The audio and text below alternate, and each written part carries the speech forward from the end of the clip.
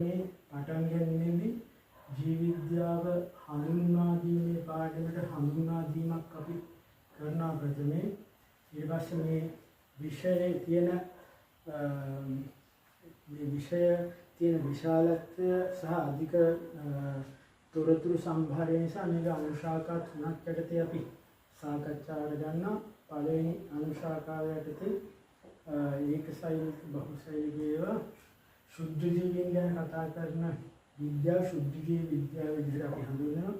ඊළඟට දෙවෙනි අනුශාඛාව යටතේ අපි ශාක ගැන කතා කරනවා.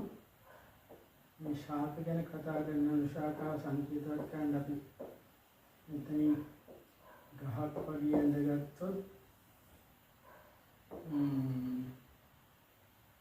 අපිට මෙහිදී හම්බ වෙනවා ශාක